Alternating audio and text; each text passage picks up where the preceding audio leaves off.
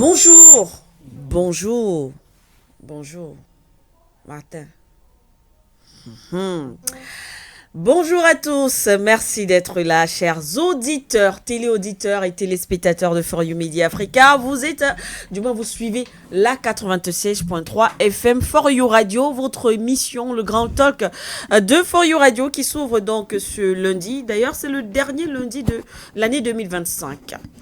Et nous sommes très heureux d'être avec vous, chers auditeurs, téléauditeurs et téléspectateurs.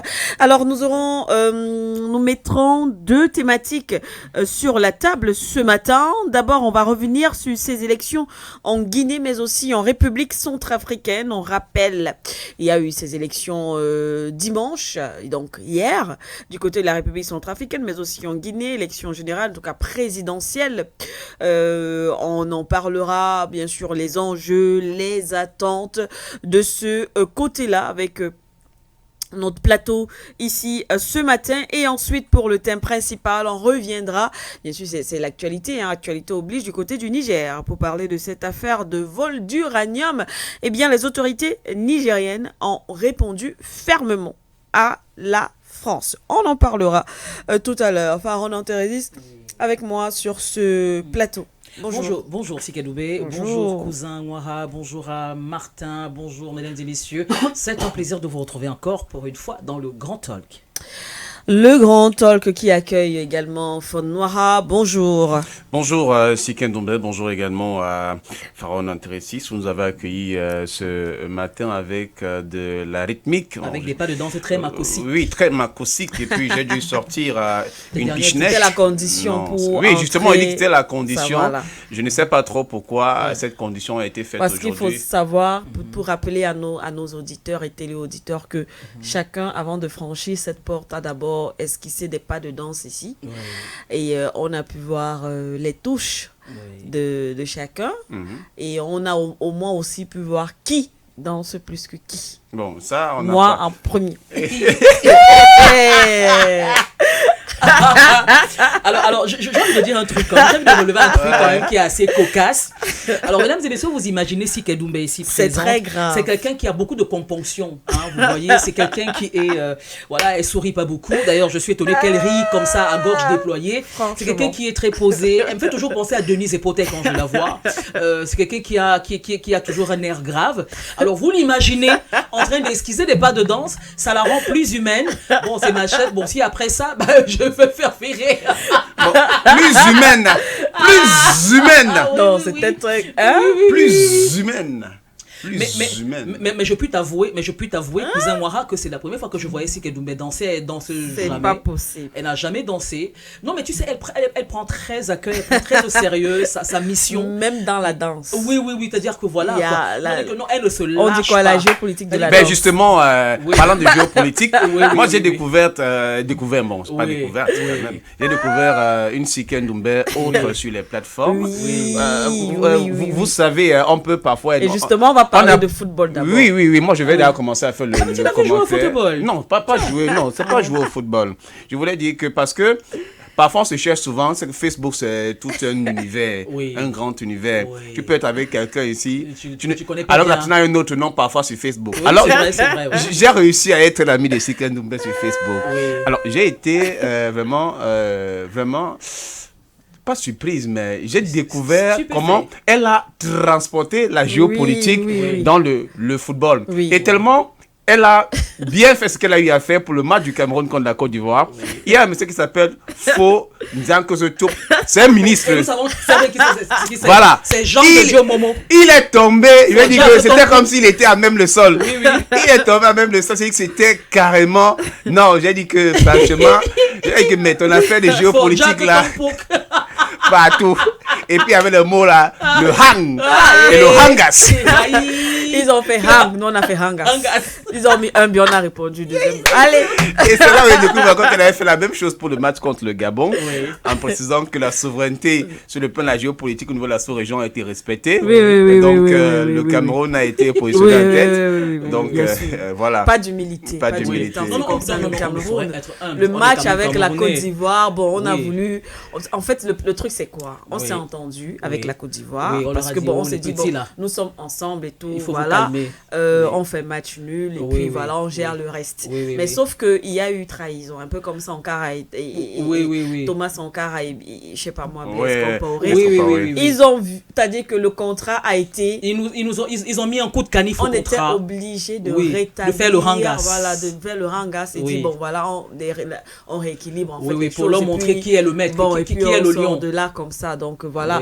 Donc je pense qu'entre la Côte d'Ivoire et le Cameroun, Amad Diallo demandait à la belle famille de fermer la bouche. Oui, mais que veut le barrissement d'un éléphant face au rugissement d'un lion? Qu'est-ce qui a été certifié ISO? C'était encore quoi là? Mais attends. Parce qu'il y a eu une certification ISO. Oui, il y a une certification ISO. Frustration. Comment est-ce que quel est le terme que j'emploie? Voilà. Frustration ivoirienne certifiée. ISO. Ouais. Non, parce les gars étaient sûrs que déjà bien partis. Non, ils étaient sûrs que nous ils vont gagner. Ils peuvent pas gagner quand même le Cameroun. Oui. Non, ils ont voulu nous manquer de respect. Ils ont été trop présomptueux. Il fallait qu'on leur montre, qu'on leur dise. Les Camerounais, non? Oui, voilà. C'est quand même nous. C'est pas comme si on était. Non, le Cameroun, ça a changé. Les Camerounais. Mais le match, mais c'est vrai que l'équipe actuelle du Cameroun, il faut quand même l'avouer, voilà, c'est une équipe jeune. Et en face, la Côte d'Ivoire, c'est une équipe jeune également. Bon, on va dire que c'est une ancienne équipe. C'est une ancienne équipe qui a quand même de l'expérience. Oui, c'est une ancienne équipe qui a de l'expérience. Et puis, même s'il y a de nouveaux, ils ne sont pas trop nouveaux. Ce sont des gens qui jouent quand même depuis. Vous avez Seko Kofana, vous avez Kessié qui est le capitaine. Il y a d'autres joueurs qui sont là, qui sont depuis. Et puis Amad Diallo, même si c'est nouveau, mais ce sont des gens qui sont là depuis. Donc, Emers Faye avait commencé une reconstruction de l'équipe de Côte d'Ivoire depuis quelques temps, la dernière CAN. Et puis, ça tourne quand même depuis plus de 2 ans aujourd'hui, face à une équipe quand même du Cameroun qui est en train d'aller à 2 semaines ou 2 semaines et demie qu'elle a été constituée. Donc, c'est à peine 2 semaines et demie que les gars jouent ensemble et on voit déjà ce qu'ils apportent. On sent, comme on dit souvent, qu'un groupe est humainement bon. On a des joueurs qui, on ne pouvait pas parier sur eux. On disait même qu'ils sortent même d'où ces joueurs-là, qui sont devenus une sorte de découverte aujourd'hui. Des gars qui étaient là, mais dont on se disait qu'ils n'ont pas assez de potentiel. Les joueurs comme Namasso, on dit que mais il a fait quoi? Tchamadé même qui a marqué. On dit mais ces gars-là, Mabdi, ça fait comment avec tout leur potentiel? C'est comme s'il était complètement tué. Des gars qui renaissent encore de nouveau et qui démontrent clairement qu'ils ont des choses à proposer. Donc, il y a de l'espoir. Oui, il y a de l'espoir. Parce qu'en tant que jeune, quand même, ils vont se dire qu'on a beaucoup de choses à faire.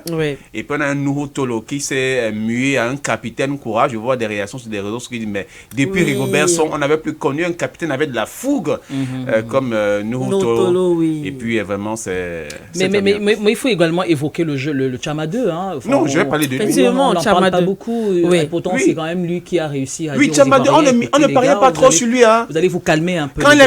Quand on l'a même sélectionné, on disait, mais non, Tchama 2 entre Tchama 2 et puis peut-être vraiment Enzo Boyomo ou bien Tchatchoua. Non, Tchama 2. Pourtant, Tchama 2, le premier match, moi j'ai apprécié son jeu. Et puis le second match, voilà, c'est lui qui est à l'origine du but. Il frappe et puis Conan dévie. Le gardien a lobé. Et voilà, le Cameroun revient justement de très loin. Et moi, c'était quand même le champion d'Afrique. Oui, non, ça il faut se dire, c'était le champion d'Afrique. Le tenant du titre. Et la Côte d'Ivoire, lors de la CAN ivoirienne, a fait un grand jeu parce que l'équipe de la Côte d'Ivoire était déjà presque éliminée. Il a fallu qu'on change l'entraîneur Jean-Louis Gasset, qui est décédé il y a quelques jours, pour mettre Emers Faye, un ancien Ivoirien, international Ivoirien qui est venu. Il a pris l'équipe au bord, justement, de on va dire comme ça, de la dérision totale. Il a su motiver l'équipe et puis la Côte d'Ivoire est restée championne sur son territoire. Donc, on ne boude pas le champion d'Afrique. Il fallait respecter l'adversaire, mais le Cameroun a démontré quand même qu'il avait de très bonnes choses à l'avenir. Et on craint désormais, je crois que ça commence un peu à siffler dans les oreilles des uns et des autres que l'équipe du Cameroun vient avec un potentiel qui est énorme. Donc, on ne va pas davantage trop aussi leur jeter trop d'or et paillettes parce qu'ils doivent davantage travailler. Sinon, à un moment donné, la grosse tête pourrait peut-être les prendre. Mais pour l'heure, on a vraiment une équipe camerounaise qui est bien positionnée, bien disciplinée, qui peut désormais tenir tête à n'importe quelle équipe. Donc, il faut encore d'autres mécanismes, mais on sait qu'au fur et à mesure, ils prennent du goût, ils avancent et puis ils ont un regard de confiance. L'une des choses qu'on a eu à expérimenter hier, il fallait que le Cameroun traverse cela, c'était d'être mené. Parce que quand vous menez, c'est une chose d'être mené, en est tellement une autre. Le Cameroun a mené face au Gabon, le Cameroun a subi la pression, le Cameroun n'a pas rompu, ça a démontré une certaine résilience, même s'il y avait des choses à corriger. Maintenant, face à la Côte d'Ivoire, le Cameroun a été mené, et puis 5 minutes plus tard, le Cameroun a égalisé. Donc ça prouve que au niveau de l'état d'esprit, les gars sont déjà bien posés. Il y a quelque chose de fort qui se fait. Et puis on salue justement tout le staff technique, mais surtout le côté physique, l'impact physique qui est proposé par le coach David Pagou, qui, faut le dire, est un monsieur qui travaille beaucoup plus. Et il va donc sortir avec l'annonce de Salapumbe. Ça veut dire quoi? David Pagou, la première fois qu'il avait été nommé au banc de touche d'un notable par l'actuel président d'Africa Foot, on l'a directement envoyé à Salapumbe. Pourquoi matin? Mais parce que c'était ça. Comme il y avait le clash entre l'Africa Foot et le ministère. Oui, il y avait le clash entre l'Africa Foot et le ministère. Donc on l'avait envoyé directement à Salapumbe, à l'est, au fin fond de l'est. Ce n'est pas en Malampoam. Là, même pour trouver la route, ça, il y a les anciens cars, Les Saviem. Voilà, les cars Saviem. Oui. Voilà, à Salapumbe, les Saviem. Les cars Saviem. Les cars Saviem. Ils existent encore, les cars Saviem. David Pagou a eu l'illumination, il a même souffert. Quand il a fait sa première conférence, pour aller chercher qui? Il avait eu à indiquer qu'il a souffert, il a failli craquer. Nul n'était la grâce de Dieu et puis le soutien de sa famille. À un moment donné, il voulait lâcher prise. Et puis le président de la fédération qui lui a dit que non, tu as toute ma confiance. Et le voilà, il est en train de démontrer ce qu'il a de plus. Donc de Salapumbe, pour arriver à la tête des Lions indomptables, un parcours exceptionnel, mais géant. Donc s'il y avait un juge, il avait dit, buvons à la gloire de David Pagou. Bon. En tout cas, voilà, c'était la petite introduction. On ne pouvait ne pas commenter cette grande rencontre, en tout cas le match d'hier, Cameroun-Côte d'Ivoire, même s'il y en a eu d'autres également. D'ailleurs, la compétition se poursuit encore aujourd'hui. Mais nous allons donc entrer dans le vif du sujet de notre programme du Grand Talk de For You Radio. Et les thèmes ce soir, on va rappeler que voilà, notre équipe est du côté de la République centrafricaine, Nguéné et Teguep, qui y sont d'ailleurs. Et pour ce jour, c'est Fonmoara qui va nous présenter le menu de ce soir dans le cadre du point sur l'actualité.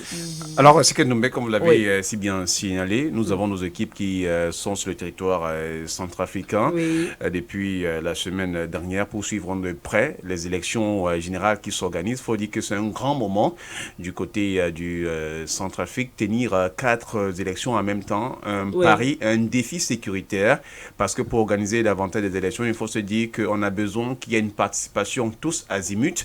D'ailleurs, à côté, il y avait commencé à avoir cette sortie des Nations Unies. Antonio Guterres appelait à ce qu'il y ait justement des élections qui soient apaisées. Pendant ce temps, l'opposition aussi tentait d'indiquer que les choses ne sont pas bien faites. Certains ont indiqué qu'ils ne vont pas participer aux élections. Mais on a eu des élections sont tenues. Et puis pour la première fois depuis 1948, les élections municipales se sont tenues. Alors, selon nos équipes, tout s'est tenu dans le calme, même si pour me référer à Pharaon Antélissi ce matin du côté de la matinale qui indiquait que avec notamment les instructeurs russes, il y a eu tout un dispositif d'anti-drone qui a été émis pour les questions sécuritaires parce que celui qui impulse quand même ce changement, ces élections-là, c'est le président Faustin-Archange Touadéra.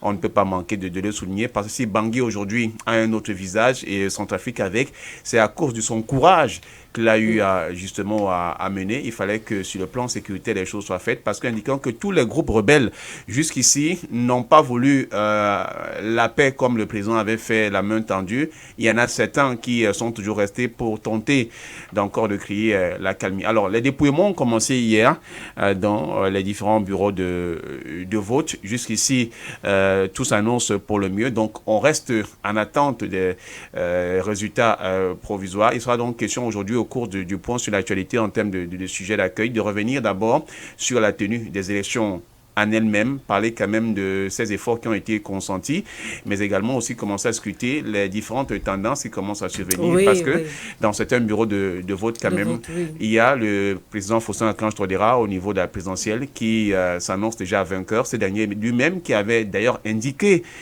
qu'il va remporter cela haut la main suite à l'interview exclusive qu'il avait accordée à nos équipes sur place du côté de Bangui. Donc il faudra revenir un peu sur la tenue des élections et puis en attendant notamment les résultats officiel pour planter donc le décor. Voilà, c'est ce qui va se faire donc du premier sujet qui est le sujet d'accueil de ce point sur l'actualité ce soir. Oui. Et pour parler, on rappelle, effectivement, vous l'avez d'ailleurs dit, parce qu'au fur et à mesure, nous recevons des éléments depuis Bangui en République centrafricaine. Il y a, on l'a dit également tout à l'heure, une conférence de presse. Voilà, de ce côté-là, on aura certainement plus d'amples informations. Le thème principal va nous conduire du côté de la Guinée-Conakry, parce que ce même 28 décembre, le pays donc a tenu, de Sékou Touré a tenu les élections présidentielles. Il faut dire que c'est depuis notamment le coup de force qui avait été fait depuis 2021 et ça a donc eu à mener en sorte que le pays a été plongé dans une transition militaire. Cette transition militaire qui a été justement menée par le général, aujourd'hui général lieutenant-colonel dans ce temps-là. Il s'agit de Mamadi Doumbouya. Mamadi Doumbouya aujourd'hui, qui est donc à la tête notamment du pays. Cependant, donc, ces élections se tiennent dans un contexte où la classe politique se retrouve être divisée, même si le président lui-même, après son vote des élections, a eu à appeler au calme, à la discipline, mais également aussi à la sérénité.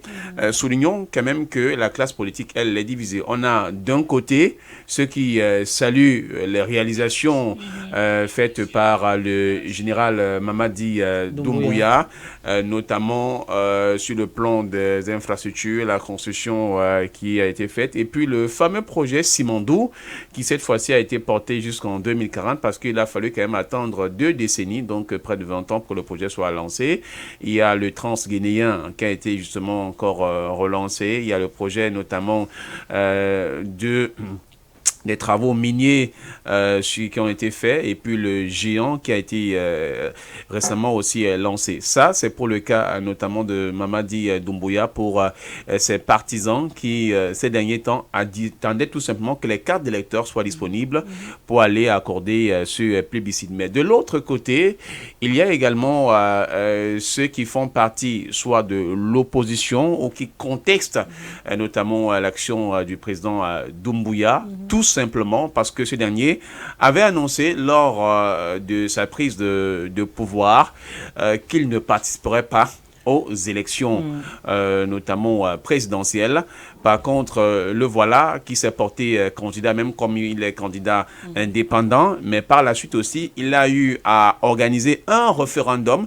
Le référendum qui est quitté notamment d'un mandat de 5 ans à 7 ans désormais. C'est comme si l'homme était en train de préparer justement ce qu'il devait faire. Les leaders de l'opposition aujourd'hui n'ont plus la même possibilité, pour ceux-là bien sûr qui critiquent l'action du général Doumbouya. Ils estiment qu'il a eu davantage à fermer la porte en mettant de côté l'opposition qui devait notamment lui tenir tête, ainsi que des sommes élevées. On avait vu encore les 900 millions de francs guinéens qu'il fallait justement déposer pour la caution. Et puis, au niveau des questions du jeu démocratique, le président n'a pas été ouvert pour qu'il y ait donc une participation de ce milieu. Donc, on décrit ce fait-là. Il ne devait pas être candidat. Il avait dit qu'il ne devait pas le faire. Il fallait qu'il respecte cela. Il fallait qu'il donne la possibilité aux leaders d'opposition de pouvoir aussi, ceux-là qui avaient un peu une grande place sur la scène politique. Mais justement, Fonwara, cette situation emmène à s'interroger. Donc, on se demande si, avec l'élection de Doumbouya, avec le non-respect justement de certaines clauses, est-ce que le pays va revenir au respect de la Constitution ou alors on est en train d'aller vers un régime autoritaire? Bon, il faut déjà le dire. Du moment où il y avait eu le référendum et on a parlé d'un mandat de 7 ans, aujourd'hui, avec la tenue de ces élections, il est clair que le président Doumbouya va enlever la casquette du général qu'il porte, même si depuis quelques temps, on a vu qu'il empruntait déjà la posture d'un homme civil. Il refusait pratiquement les tenues militaires, le treillis, comme on le voit du côté de l'AES. Il est resté désormais dans la posture pour un peu suivre. Même le général Oligui Nguema, qui est présent aujourd'hui, avant la tenue des élections, portait quand même toujours le treillis. Mais Mamadi Doumbouya a laissé complètement le treillis. Il présentait déjà le visage d'un civil. Et aujourd'hui, donc, avec la tenue des élections, il faut indiquer que le pays va engager la fin de la transition pour devenir donc une république normale. Il va falloir tout simplement que toutes les instances qui permettent de faire en sorte qu'on ait une république constituée doivent être mises sur pied. Maintenant, le défi véritablement, c'est est-ce que Doumbouya va parvenir à rassembler, justement être ce président rassembleur pour que les différents Guinéens, les différentes couches sociales se retrouvent désormais dans sa politique. À défaut, on risquerait peut-être de se retrouver dans une forme de régime autoritaire, pour ne pas parler de totalitaire, parce que ce qui dérange encore un peu jusqu'ici les Africains, surtout les panafricanistes, c'est que quand on avait vu le général Mamadi Doumbouya venir aux affaires, on s'était dit que voilà quelqu'un qui est à la lignée des pays de l'AES, il va venir et puis il amène ce côté panafricaniste qui veut la souveraineté même du pays. Mais par contre, quand on regarde, on a comme l'impression qu'il était plutôt venu pour couper les ponts. Et justement, ce week-end, si j'ai eu l'occasion de regarder un peu un documentaire de l'homme, de comment est-ce qu'il a eu à faire, il faut dire que Mamadi Doumbouya, après avoir été justement en Guinée, a eu à faire un détour dans certains pays justement occidentaux. Et il a réussi justement à s'inscrire à une formation militaire du côté de la France, d'où les légionnaires. Et puis, à un moment donné, il arrivait en fin de bail, parce qu'il était comme un contractuel, puisque c'était un gars qui se cherchait, comme tous les Africains se cherchent. Et c'est donc là qu'il passe son CV à l'ancien ambassadeur du temps, justement, où le président Alpha Condé était en fonction, comme quoi il aimerait venir servir son pays.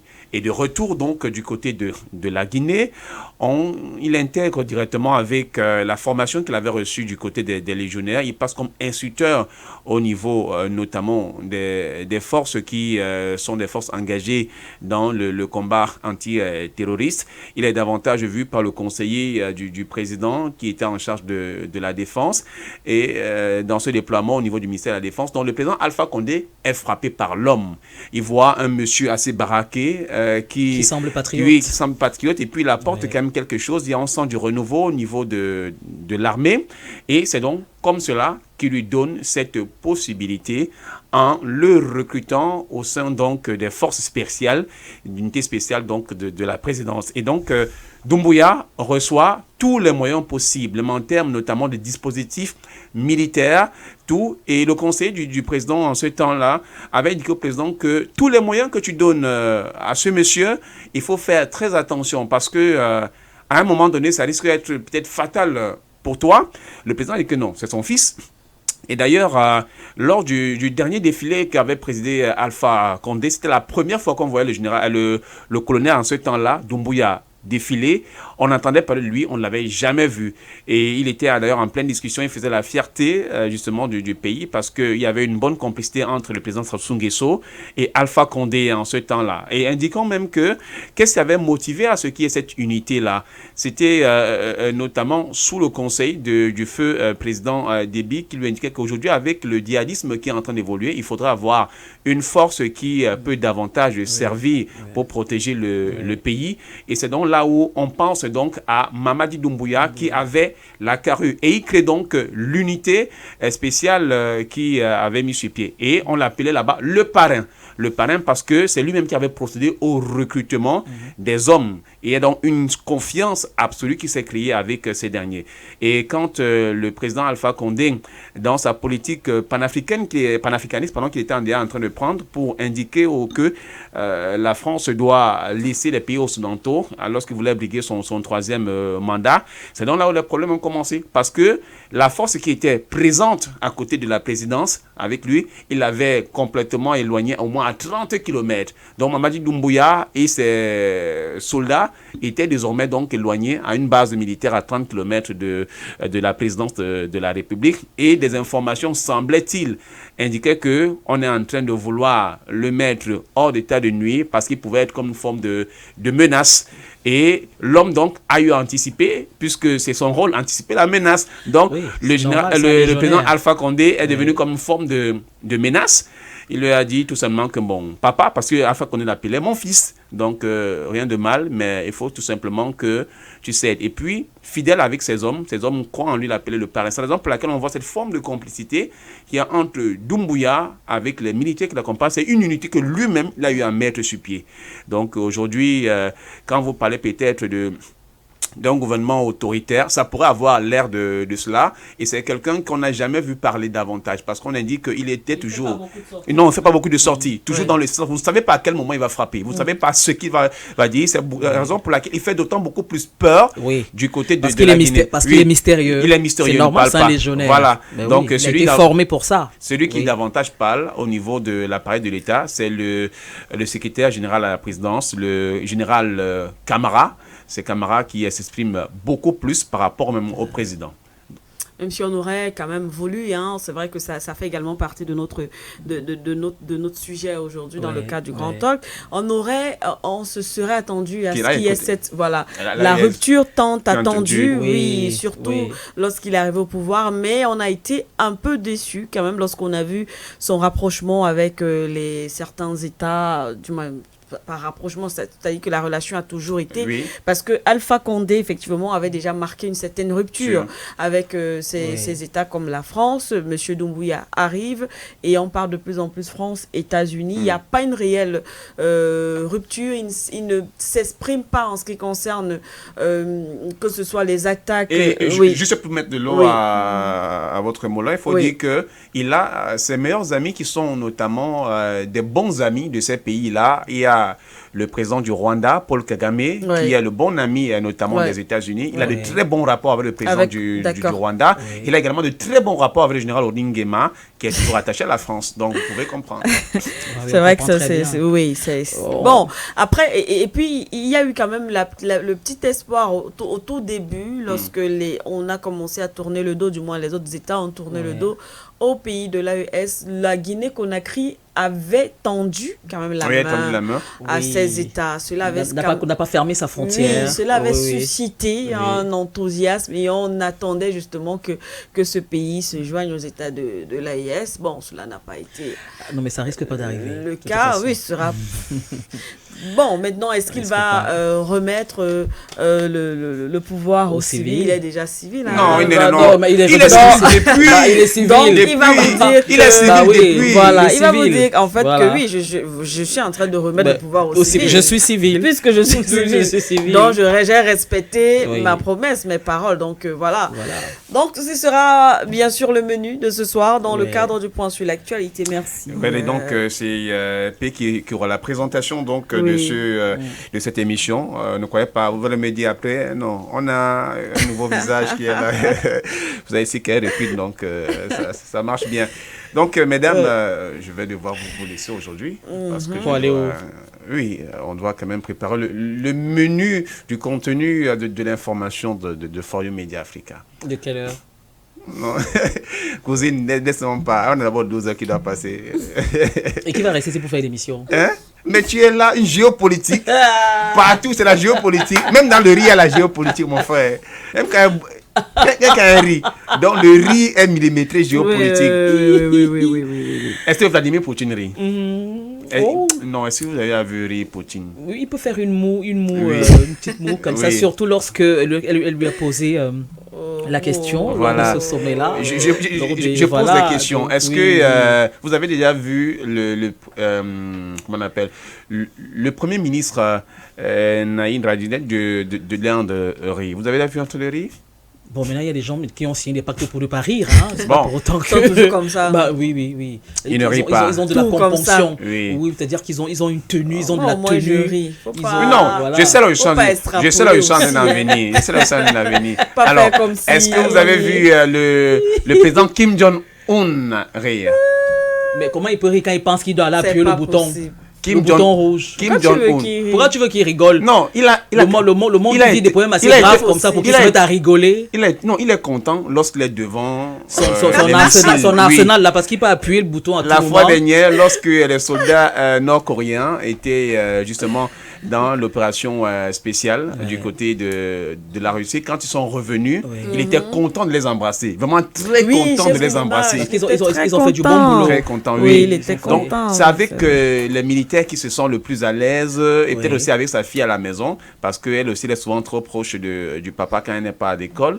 Donc, j'ai voulu évoquer ce point-là pour dire que les pays forts aujourd'hui dans l'univers multipolaire ne rient pas trop. Ils esquissent des sourires lorsqu'ils doivent peut-être rire. Oui, donc, géopolitiquement parlant, donc si qu'elle ne rit pas, elle est pleinement dans la géopolitique. Oui. Bon, alors on te retrouve, derrière Non, je serai derrière le silo pour qu'ils nous reçoivent. Oui. Mais par contre, quand même, je serai au 20h aujourd'hui. C'est la punition qu'on m'a donnée depuis quelques temps. Ouais. Donc, je suis au 20h en attendant que les choses un peu reprennent peut-être d'ici demain, au mardi. Mais je serai au 20h. Très bien. Voilà. Rendez-vous au 20h. Merci à vous, Fonnoara. Nous allons poursuivre ici. Nous allons nous essayer. Voilà, chers auditeurs, téléauditeurs, avec notre programme, le Grand Talk de For You Radio. Et on en parlait déjà avec Fonnoara pour l'actualité en République centrafricaine, mais aussi en Guinée, ces élections qui se sont déroulées de ce côté-là. Est-ce que, Nkele, Martin, est-ce que tu as les éléments là-bas? Voilà, est-ce qu'on peut avoir quelques éléments qui nous proviennent de la République centrafricaine? Voilà, le temps pour Martin de caler les éléments. C'est bon? Ah d'accord, ok. On va donc prendre ces éléments qui vont nous permettre de planter le décor et mieux comprendre la situation, prendre le pôle et le climat là-bas du côté de la République centrafricaine. Ensuite, on revient sur ce plateau. Il était exactement 18h passées et 23 minutes lorsque l'un des derniers votants du 7e arrondissement, la ville de Bangui, a fait son entrée dans l'un des rares bureaux de vote encore ouverts à cette heure-là. Une fois son devoir de citoyen rempli, il est ressorti, ouvrant donc ainsi la porte aux opérations de dépouillement qui sont toujours en cours à l'heure où nous faisons bien sûr cet élément. Ce qu'il faut retenir de façon générale, c'est que ce processus est minutieusement mené donc sur le terrain et ce dans tous les bureaux de vote. On parle bien sûr de 6700 bureaux de vote à travers l'étendue du territoire centrafricain. Les opérations de dépouillement suivent bien sûr un ordre chronologique bien précis, une méthodologie bien ordonnée. Puisque vous avez d'ailleurs pu le constater, nous avons dans chaque bureau de vote 4 urnes représentant bien sûr chacune une élection. Les urnes estampillées aux couleurs rouges représentent bien sûr l'élection présidentielle. Nous avons également les urnes aux couleurs bleues qui représentent bien sûr les législatives. Parlant bien sûr des régionales, elles sont représentées bien sûr par les urnes estampillées aux couleurs grises. Et bien sûr, les urnes estampillées aux couleurs blanches représentent bien sûr les municipales. On a bien évidemment démarré ces opérations de dépouillement avec la présidentielle. Sur la grille de départ, 7 candidats dans l'un des bureaux de vote du 7e arrondissement dans lequel nous avons assisté bien sûr aux opérations de dépouillement. Il faut dire que le candidat du mouvement Cœur Uni, le professeur Faustin Akanche Touadéra, a largement dévancé Georges Anissé Dologuélé ou encore Henri-Marie Dondra. Ces chiffres qui sont d'ailleurs révélateurs sur ce que pourrait être bien sûr la suite à donner bien sûr à ce quadruple scrutin. Il faut dire qu'à l'issue donc de ces opérations de dépouillement, nous aurons les premières tendances pour ce qui est bien sûr de celui qui sera probablement donné vainqueur en attendant bien sûr la proclamation officielle des résultats qui est attendue pour le 5 janvier prochain. À l'issue également de ces opérations de déploiement, nous serons également fixés sur le taux de participation. Il est important car nombreux sont ces observateurs qui estiment que c'est en fonction de ce taux de participation qu'on va d'ailleurs juger la crédibilité de ce processus démocratique. Nous vous ferons vivre, bien évidemment, la suite de toutes ces opérations de déploiement jusqu'aux premières tendances. Depuis Bangui, ici même dans la capitale centrafricaine, les envoyés spéciaux de For You Media Africa, Linda Tegep et Baudelaire Guéné.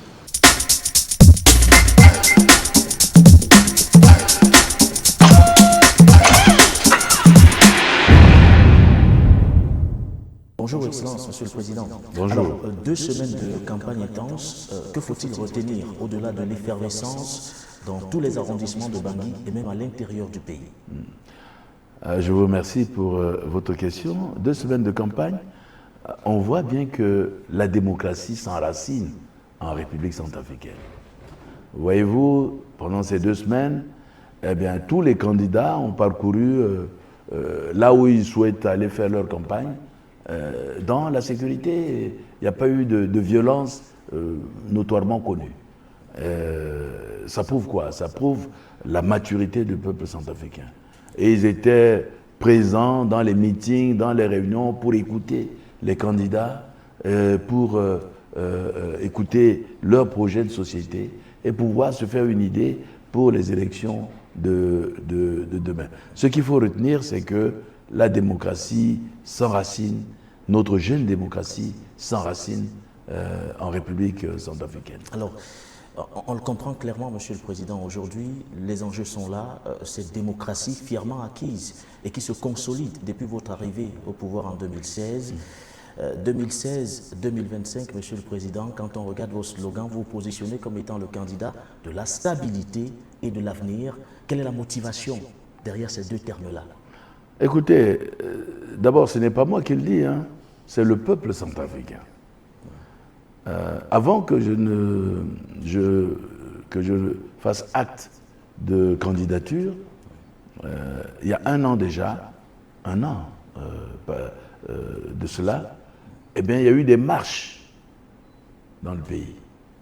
Les différentes communautés, que ce soit dans l'arrière-pays, Kabangui, des mémorandums sollicitant ma candidature.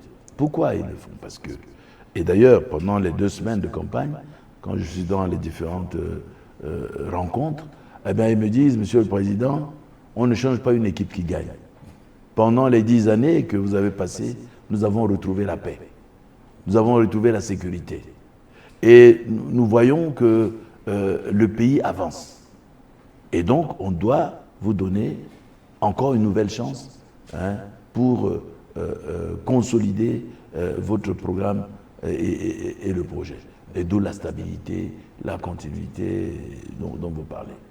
Je parlais de cette période, Excellence, Monsieur le Président, 2016-2025. Oui. Le constat, il est là. L'intégrité du territoire est retrouvée aujourd'hui. C'est un fait, c'est un constat sur le terrain. Alors, les avancées sur le plan économique, éducationnel et même sur le plan de la santé. Alors, comment y êtes-vous parvenu en si peu de temps, Excellence, Monsieur le Président? Est-ce par la redéfinition des accords de partenariat que vous avez signés avec certaines puissances stratégiques comme la Fédération de Russie? Alors, y a-t-il d'autres arguments qu'on pourrait avancer aujourd'hui pour justifier ce bilan largement positif et en votre faveur?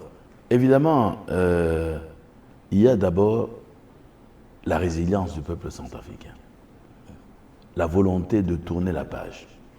Ça, c'est indéniable. Ça a été le moteur. Et bien entendu, une bonne gouvernance, une vision, un programme clair. Et aussi, compte tenu de l'état du pays en ce moment, il nous faut des partenariats. Des partenariats clairs, bénéfiques pour et qui va dans le sens de la souveraineté de la République centrafricaine. Et tous ces ingrédients font que, évidemment, il y a eu des progrès sous notre leadership dans certaines décisions à prendre pour le pays. Et donc, il y a eu des progrès. Il y a des avancées notables, indéniables. Mais il reste beaucoup de choses à faire. Il y a encore beaucoup de défis. Et c'est pour cela que ce qui justifie ma candidature à ces élections. Oui. Alors, peut-être pour sortir, Excellence, Monsieur le Président, on a parcouru les rues de Bangui ce matin. On a interrogé certains de vos concitoyens. Ils sont enthousiastes. C'est un défi qu'ils souhaitent relever, car cela sera forcément historique, organiser un quadruple scrutin. La majorité nous ont confié une chose, Excellence, que vous l'emporterez KO au premier tour. Est-ce que vous êtes aussi confiant que ce peuple centrafricain, Excellence, Monsieur le Président? Bon, écoutez, je vous ai dit que moi-même, je suis allé à la rencontre de cette population dans les arrondissements de Bangui, dans l'arrière-pays. C'est ce qu'ils me disent. On a publié beaucoup de ces rencontres. Si vous écoutez, c'est cela. Ça reste à être confirmé demain. Ça veut dire qu'on a mais un je suis confiant. Je suis confiant. Je suis confiant. Et voyez-vous, si les gens sont contents, c'est parce qu'ils vivent quelque chose. Ils voient que c'est-à-dire il y a un changement dans leur quotidien. Même si ce changement-là n'est pas trop visible pour certains, mais eux, ils le sentent. Parce que voyez-vous, ce que nous avons vécu en 2013 jusqu'à 2015-2016, c'est de mémoire de Centrafricains. Ce n'est pas quelque chose à revivre. Et quand ils voient qu'il y a un changement, qu'il y a un renforcement de la sécurité et de la paix, et ils sont demandeurs, ils sont preneurs. Et ça a été mon cheval de bataille pendant ces 10 années. Patiemment, méthodiquement, nous avons construit progressivement cette paix, avec le soutien de la population, je parlais de la résilience, avec le soutien de la communauté internationale, de nos amis qui veulent nous soutenir, et aussi des alliés russes et rwandais, de la MINUSCA et autres. Évidemment aussi, il n'y a pas que la question de sécurité, mais il y a aussi le dialogue, la cohésion sociale, le vivre ensemble. Nous avons fait de cela des maîtres mots de nos actions. C'est-à-dire, nous luttons contre les divisions, contre la haine, contre les violences, d'où qu'elles viennent, et nous renforçons notre justice, et nous renforçons notre outil de défense. Et on montre que la République centrafricaine est un pays où on peut développer des activités économiques. Et ça c'est l'un des éléments que nous mettons sur la table. Merci beaucoup, Excellence. C'est moi qui vous remercie. Merci à vous de nous avoir suivis sur les antennes de For You Media Africa. C'était donc en exclusivité le président du Centrafrique, son Excellence, le professeur Faustin Archange Touadéra.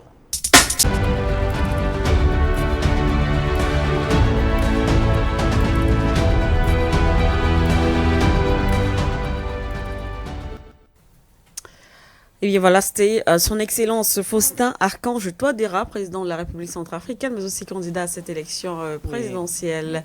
Oui. Du côté de la RCA, avant de passer Pharaon en Thérésie, ce qu'on retient, tu disais en off quand même. Il a de la classe, il est posé, et puis il a beaucoup d'assises, le président Touadéra. Oui, il a de la bouteille. Oui, c'est normal, il maîtrise son pays, ça veut dire que c'est un citoyen de la première heure, parce qu'on a parfois des gens qui connaissent pas leur pays du tout. J'espère qu'il y en a pas beaucoup, mais lui il connaît son pays, il a à cœur les intérêts de son pays, et puis il s'exprime dans un langage clair, transparent, et puis il me semble être quelqu'un qui est sûr de lui, qui sait où il va, qui sait où il veut amener son pays. Et d'ailleurs tu évoquais que c'est quand même un professeur de mathématiques, et on sait que les mathématiciens sont les tacticiens. Ils sont prévisionnels, ils savent anticiper. Et moi, je salue effectivement son calme, il est posé, il me semble serein. Et je pense que la prochaine fois qu'il viendra au Cameroun, ou alors que j'irai en RCA, je ne manquerai pas de lui faire mes hommages. Voilà. Et voilà, je ne manquerai pas de lui faire les hommages. Il faut dire que ces élections, c'est pas que les élections présidentielles. Donc on parle de l'élection présidentielle, on parle d'élections législatives. Effectivement. On parle de municipales, on parle de régionales. Et c'est peut-être pour ça qu'on a noté quelques retards. Hein. Il faut dire que la plupart des bureaux de vote n'étaient pas ouverts aux heures convenues. Oui. Parce que justement, il fallait que le personnel électoral, s'installe et tout ça. Mais on remarquait quand même une file déjà d'attente des populations qui avaient à cœur les intérêts du pays, qui voulaient faire leur devoir citoyen.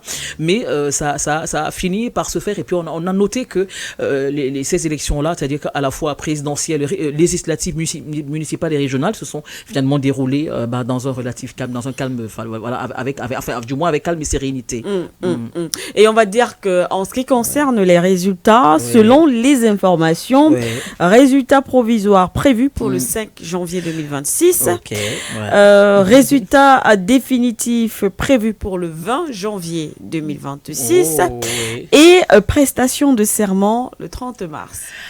Oula, d'ici à là, eh bien, les Centrafricains auront fort à faire. J'imagine que les cœurs vont battre, certes à l'unisson, mais ils seront quand même dans l'expectative. Hein, c'est-à-dire que dans dans l'attente fébrile de. Ah oui, c'est quand même janvier. 3 mois par là. Voilà des résultats. Bon, dans certains pays, on procède d'abord à l'élection présidentielle, ensuite aux municipales et aux législatives. Mais en RCA, eh bien, à Bangui, ça s'est fait. On en a eu 4 en un.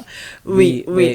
Et c'est bien parce que la République centrafricaine, il faut l'avouer, c'est vrai qu'on n'est pas souvent d'accord par rapport à certaines décisions, postures du président Touadéra. Il y a certaines critiques, mais c'est un gouvernement que nous soutenons et que nous encourageons, bien évidemment. Et ce qu'il a réussi à faire, c'est quand même grandiose parce que avant l'arrivée du président Touadéra, la Centrafrique n'était pas, je ne sais pas si on peut appeler ce pays à l'époque, on pourrait parler de pays. C'était pas un pays. L'autorité de l'État était inexistante. Les groupes armés, ce sont les groupes armés qui avaient la main mise sur tout le territoire. Je pense qu'on évoquait les Séléka, les Balaka. Séléka, anti-Balaka. Les Séléka, chaque groupe contrôlait une partie du territoire. Et vous imaginez la République centrafricaine, donc il n'y avait que le centre-ville, on peut dire comme ça, de Bangui, qui était aussi, on peut le dire, contrôlé par l'État. Qui était relativement civilisé. Donc, et ça, pendant des années. Avec l'arrivée du président Touadéra, il y a eu cette reconquête du territoire appuyée par les Alliés. On parle beaucoup de la Russie, mais il y a également le Rwanda. On parle de Wagner, il y a le Rwanda aussi quand même qui a tenu... D'ailleurs, les soldats rwandais sont encore en République centrafricaine. Et d'autant plus que la RCA et le Rwanda, ainsi que je crois le Burundi et la RDC partagent un même bassin archéologique. Donc on peut comprendre que ces relations fraternelles. Exactement. Et donc, depuis lors, quand même, le territoire, l'État a réussi à mettre la main ou alors à contrôler, au moins on parle de entre 94 et 97% de son territoire. C'est qui est magnifique. Donc, vous voyez, quand même, ça permet donc au pays de se reconstruire. Parce que lorsque le pays est en guerre, vous ne pouvez pas penser au développement, à la construction. Lorsque vous arrivez en République centrafricaine, vous posez beaucoup de questions. Et on espère, en tout cas, il y a beaucoup d'espoir. On espère que ce pays, finalement, ne va plus replonger et que cette paix que nous observons sera définitive de ce côté-là. Et je pense également que le professeur Archange Touadéra, parce que avec, entre autres, les intérêts qu'il a à cœur et les projets qu'il a à cœur pour son pays, je pense qu'il avait essayé de mettre sur pied la crypto-monnaie. Il voulait que la RCA ait sa monnaie. Et ce, d'autant plus que le sous-sol centrafricain est riche de son diamant, extrêmement riche avec le diamant et tout ça. Et je pense que cette monnaie, la crypto-monnaie ou la monnaie, de toute façon, en général de la RCA, pourrait s'adosser sur le diamant. Et on sait ce que c'est que lorsqu'un sous-sol est riche en diamant, c'est finalement le pays ne peut aller que vers la fortune, vers son indépendance. Tout à fait. Qu'elle soit économique, sociale, même militaire. Pourquoi pas? Déjà, on a Wagner qui est sur place. Et c'est vrai que ce rapprochement de la RCA n'a pas plu, ne plaisait pas beaucoup oui, ne plaisait pas beaucoup. Donc du coup, ça fait que on a noté quand même des attaques. Du côté de la RCA, parce que je pense que l'Ukraine avait menacé, l'Ukraine entre autres, qui sévit énormément au Soudan, avait menacé justement de marcher, bon, à travers les FSR du Soudan, avait menacé de marcher sur la RCA, sur Bangui notamment, sur Faustin Archange Touadéra, du fait de son rapprochement, avec la Russie. Mais il faut dire quand même que les hommes de Wagner mènent quand même des actions qui font en sorte que toutes ces milices-là se le tiennent pour dit, c'est-à-dire que lorsque les milices veulent orchestrer une attaque, eh bien les forces russes leur tombent dessus, et, les dispersant aux confins, aux périphéries du pays. Et le rapprochement est justement de Faustin Archange Touadéra avec les forces russes. Moi, je puis dire sans me tromper que c'est véritablement une force justement. C'est un gros atout. Ouais. Les paramilitaires russes, effectivement, qui sont, c'est vrai que on est passé de Wagner à l'Africa Corps. Oui, effectivement. Bon, un rebaptême. Oui, mais tout ça sont les paramilitaires. C'est bien aussi d'utiliser parce qu'on les appelait dans les médias mainstream les mercenaires russes. Donc, on les appelle les paramilitaires. Bon, c'est pourquoi on les appelle comme ça. Vous savez, lorsque les intérêts. On impose également notre vocabulaire. Oui, bien sûr. Oui. On sait pourquoi on les appelle comme ça. Vous savez que lorsque les intérêts, certains intérêts sont menacés quelque part, et bien les médias mainstream qui sont justement partisans de ces forces-là, trouvent toujours les termes rabaissants, déstabilisants, juste pour moquer, pour railler certaines alliances. Mais bon, nous eh bien, comme on dit, le champ à bois et la caravane passe. Tout à fait. Et c'est ce qui se passe du côté de la République centrafricaine. On verra en Guinée-Conakry de Mamadi Doumbouya, ce qui va également sortir de là. Mais le président Mamadi, en tout cas, il a l'air très confiant. Oui, il a l'air très confiant, même s'il ne fait pas l'unanimité, parce que justement, pas du tout. Tout à l'heure on l'évoquait, on s'attendait à ce que la rupture commençait avec Alpha Condé, continue avec Mamadi Doumbouya, et malheureusement c'est une déception, parce que mais on peut comprendre, sans vouloir expliquer, on peut comprendre, parce que c'est quand même un légionnaire, donc forcément il doit avoir un fil à la patte. Forcément, il a un fil à la patte, parce que les anciens maîtres pourraient lui dire oui, voilà, n'oublie pas ce qu'on a fait pour toi, c'est quand même grâce à nous que dont on aimerait que tu fasses ça. Mais bon, j'espère que parce que c'est quand même un militaire, je pense que déjà parce qu'un militaire réfléchit autrement, le militaire est formé pour anticiper, pour neutraliser, pour cerner, faire des statistiques, des pronostics et tout ça. Bon, j'espère que il va revenir à de meilleurs sentiments, et que justement ce sentiment de déception qui anime une certaine partie de l'opinion va s'estomper, parce qu'il va finalement retrouver le bon sens et réintégrer justement la fonction première qui était justement l'aller vers le panafricanisme, déjà commencé par monsieur Alpha Condé. J'avoue que c'est quand même un peu décevant. Bon, aujourd'hui il est redevenu civil. Oui. Il avait promis de remettre le pouvoir aux civils. Et il a de remettre le pouvoir aux civils. Voilà, il remet le pouvoir aux civils. Mais le fait quand même qu'il ait gardé une porte ouverte avec les membres de l'AES montre que tout espoir n'est pas perdu. Oui. On peut se réveiller un matin et puis... il a fermé la frontière. Non, j'espère que non. On tombe sur un communiqué qui dit à partir d'aujourd'hui, la Guinée-Conakry décide de mettre... sort de la CEDEAO. Vous avez de la CEDEAO. Oui, pourquoi pas, ce sera pas qu'on vienne ici. On va venir nous arrêter ici. Je vais dire, vous faites l'apologie de... C'est elle la chef. La CEDEAO, Non, je n'ai aucun respect pour la CEDEAO, je suis désolé. Parce mais parce qu'il y a tellement de choses. Ah non, je suis désolé. Il y a tellement de choses. Tellement de déceptions. Oui, tellement de déceptions. Non, et voilà, avec mon cousin Ouara, dommage qu'il soit parti, on se disait que ça fera partie des choses contre lesquelles on doit faire une pétition, justement. Il y a l'Union africaine, il y a la CEDEAO, mais c'est une des grosses déceptions. Parce qu'on se disait, on aimerait quand même avoir une force, une puissance sur laquelle s'adosser, une sorte de gendarme quand même qui pourrait arbitrer des conflits, mais si ce gendarme-là soutient parfois l'agresseur, mais où est-ce qu'on va? Vraiment des questions. Qui va nous défendre?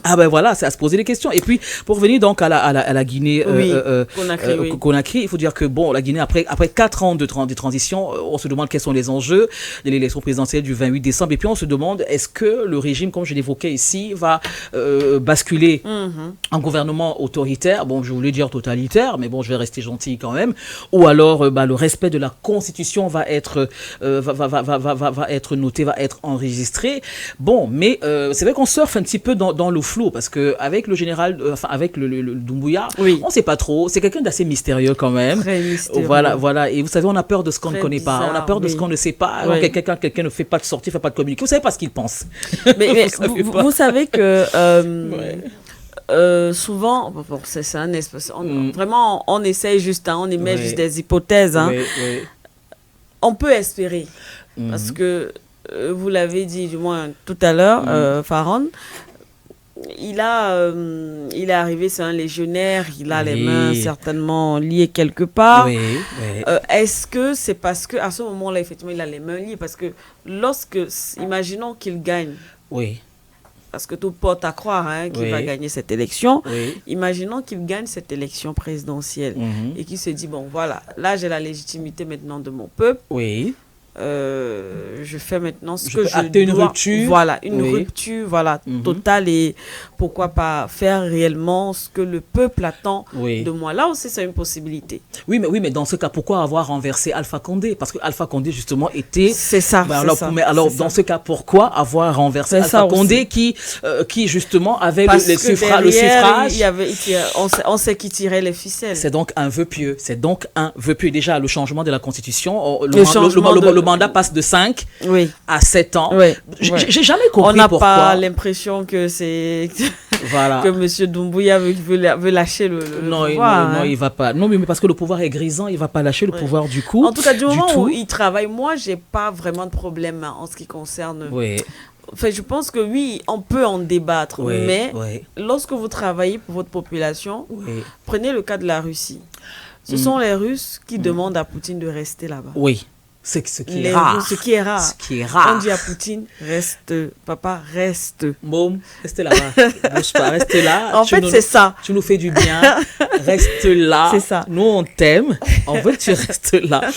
Mais la question quand même de la stabilité politique, c'est que en Guinée, Conakry, le problème de la stabilité politique, économique et sociale est quand même mis sur la table.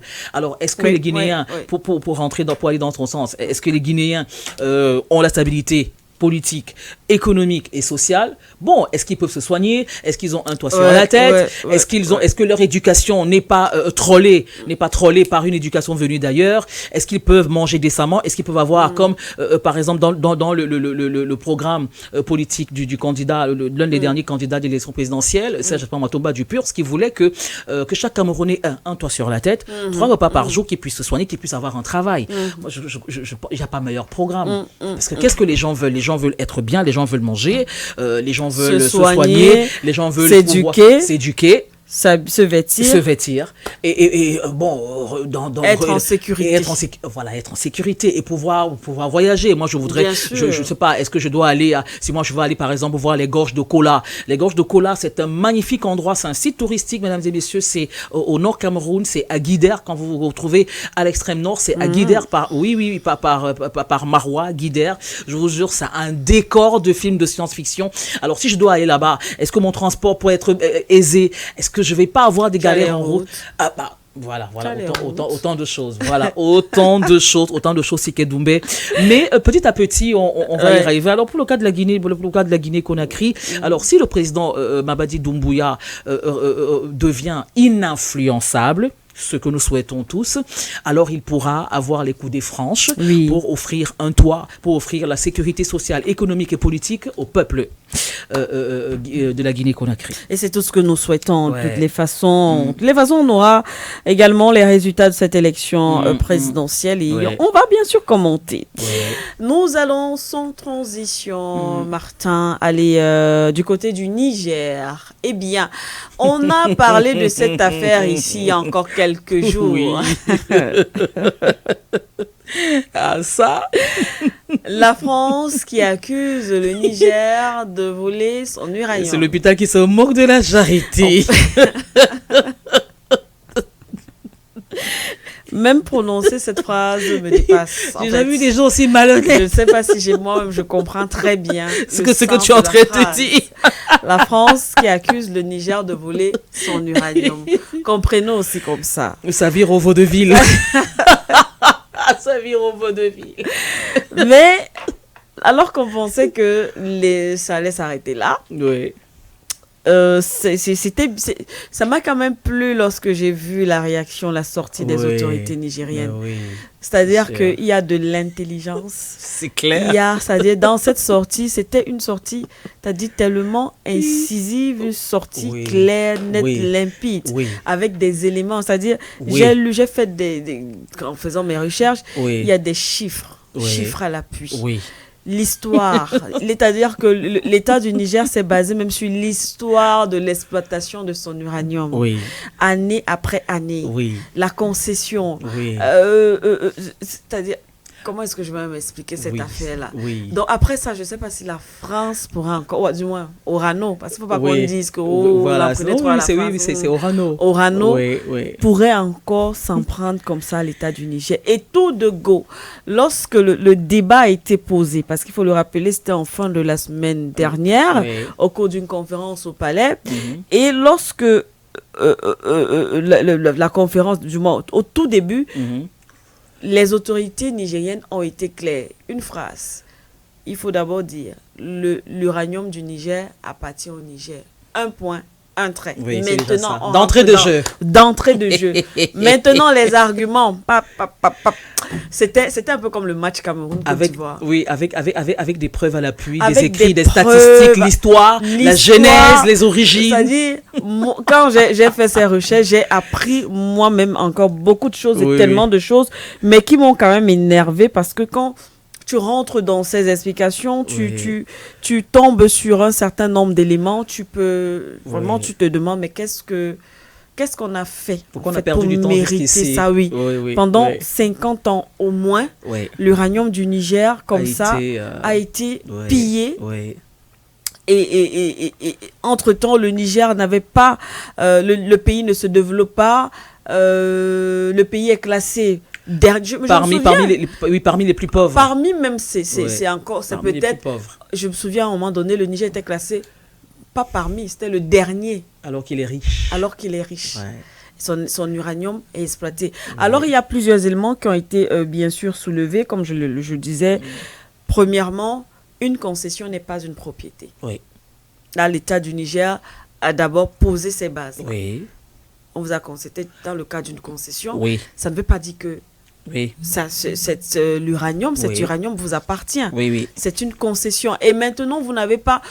pour ne pas rentrer dans un certain nombre de détails et pour ne pas m'embrouiller au niveau des chiffres, mais simplement pour dire que à un moment donné, le contrat n'a pas été respecté. Et bien évidemment, quand on donne un contrat de concession, un peu comme ici avec Bolloré au port. C'est-à-dire que Orano récupérait 63%. Quand même. Et le reste était encore partagé. C'est-à-dire que les 33% qui restaient étaient encore partagés entre eux. Voilà. Mais quelle était la part de l'État, en fait?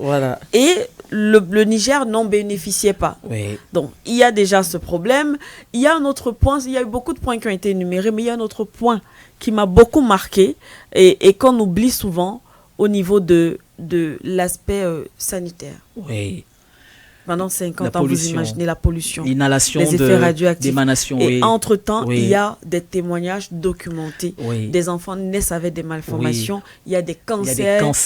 Il y a des déformations. Mais on doit porter plainte justement au Orano. Mais oui, bien sûr que oui. Mais oui, bien sûr. C'est-à-dire qu'il faut que la terreur change de camp. Et tout à l'heure, j'ai eu beaucoup de plaisir à écouter votre correspondante, ta correspondante Sike Doumbé. Maître Atangani. Mais Atangani, c'est ça? Atangani. Qui a été, elle a été implacable, elle a été incisive, elle a été surtout objective et souveraine, j'ai envie de dire. Elle disait, écoute, tu pollues, tu payes. Tout simplement. C'est-à-dire que moi, je pense qu'après tout ce cirque, parce que je vais te demander, mais c'est quoi ce cirque? J'ai jamais vu des gens aussi malhonnêtes. Bon, finalement, à croire que ces gens nous prennent pour des tarés. pour des teubés, comme on dit dans le 92e à Paris, là-bas, là, pour reprendre un peu les termes de la zone. Mais ils nous prennent pour des tarifs, finalement. C'est-à-dire que vous ne pouvez pas venir exploiter quelqu'un. Non seulement vous lui prélevez le pourcentage qui est nettement, qui est exponentiel, c'est-à-dire que sur 100%, vous récupérez 63%, alors que le site d'exploitation est dans le pays concerné. Vous récupérez 63%. Et même les 33% qui restent ne sert même pas le pays entier parce qu'il faut encore se partager entre les bacs et tout ce que tu veux. Effectivement. Et non seulement il y a donc des émanations radioactives, et puis vous permettez encore de venir dire que c'est nous les voleurs. Non, il faut que la terreur change de camp. La peur va être rééquilibrée, elle va totalement changer de camp. Alors quand le Niger a fini de prouver que son uranium lui appartient, et maintenant on va lancer une plainte. Je suggère que le Niger lance maintenant une plainte pour tous les préjudices. Ça, c'est normalement ce qui devrait être fait. Tous les préjudices, c'est-à-dire que les maladies. Et puis j'imagine que si les exploitants de cet uranium-là, du moins les petites mains, sont aujourd'hui victimes d'émanations radioactives, c'est parce qu'il n'y a pas eu de protection. Pas du tout. Voilà, et les malades n'ont pas été pris en charge. Non, pas du tout. Voilà. Donc, les casques anti-inhalation, les protections, l'équipement industriel et tout ça, eh bien, on va vous poursuivre pour chaque préjudice. Ils vont devoir payer parce que déjà, Maître Atangani le mentionnait, tu pollues, tu payes. Tu pollues, tu payes, tout simplement. Et justement, toujours pour parler donc de chiffres, parce qu'on a mené une petite réflexion là-dessus que les téléspectateurs peuvent retrouver à travers nos différentes plateformes, pour parler par exemple du déséquilibre économique. Alors, le gouvernement nigérien a exposé un déséquilibre structurel majeur dans la commercialisation de son uranium.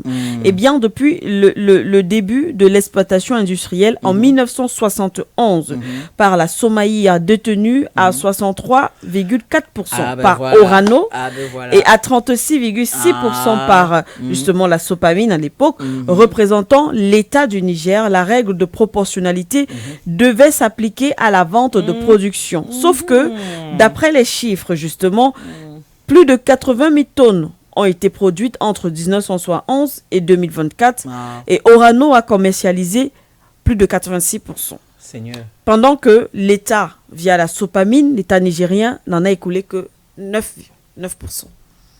On imagine un peu le manque à gagner. Vous avez pu commercialiser plus de 86%. Oui. Et vous prétendez encore qu'en fait, c'est nous les voleurs. Mais c'est nous les voleurs. Voilà. Moi, je pense que c'est même l'État nigérien qui doit réclamer encore. C'est-à-dire tout ce que... Et puis, il faut le dire, lorsque Orano vendait justement cet uranium dans le marché international, je ne veux pas donner de chiffres pour ne pas me tromper, mais je vais le dire comme ça. C'était peut-être l'équivalent, disons sur le marché international, Orano pouvait vendre, disons, à 500 francs, mais achetait du côté du Niger, c'est-à-dire que quand il achetait au Niger, c'était peut-être on va dire quoi, 5 francs. Et pour revendre à 500 francs? Oui, sur le marché international. Là, ce sont des chiffres, voilà, c'est pas les chiffres exacts, mais c'est pour les téléspectateurs, comprennent c'est... exactement comment est-ce que cela se passait. Voilà, et voilà comment cela se passait. Et aujourd'hui, c'est-à-dire qu'ils se sont enrichis depuis 1971, c'est bien ça? Depuis 1971. Voilà, depuis 1971, ils ont vendu plus de 86%, ils ont vendu des milliers de tonnes. Des milliers de tonnes. De tonnes d'uranium. Et aujourd'hui, en fait, je pense qu'ils sont dos au mur, hein, les Orano est dos au mur, parce qu'il y a quelques mois encore, Orano avait acté une médiation internationale parce que justement la Somalie, parce que le territoire nigérien ne voulait plus que Orano exploite son uranium. Alors Orano a essayé de chercher les médiateurs, de chercher le renfort, le secours un peu pour aller supplier, comme on dit. Mais le Niger a dit niet. Le général Abdourahmane Tiani, avec son gouvernement, on dit niet, on ne veut plus de vous, vous allez partir parce que le Niger va aujourd'hui exploiter lui-même son uranium. Bien sûr. Alors maintenant que Orano et sa bande se rendent compte que le Niger reste fermé à toute négociation, et bien maintenant commence à l'accuser de voler son uranium. Mais ce sont des tentatives de déstabilisation. Et je vais dire, si justement le Depenko était là, il aurait dit, mais Pharaon, Antérisis, et si mais ces gens-là ne vivent que de rapines, de pillage, mais c'est quand même honteux que c'est-à-dire que à ciel ouvert, vous organisez un mensonge comme ça à ciel ouvert, non. Moi j'ai beaucoup aimé la réponse du général Tiani et de son gouvernement, parce que justement en mi-décembre, donc une enquête a été ouverte à Paris pour vol en bande organisée dans le but de servir les intérêts d'une puissance étrangère après la disparition d'uranium sur le site de la Somaïr. Et tu sais, Sike Doumbé, lorsque ces gens-là se rendent compte qu'ils peuvent nous manipuler, ils commencent à nous appeler la junte. Oui. Oh oui. De manière péjorative. Oui, bien sûr. la junte. Oui. Voilà, la junte, Oui. la junte. Mais tu sais qu'on va jamais appeler Doumbouya la junte.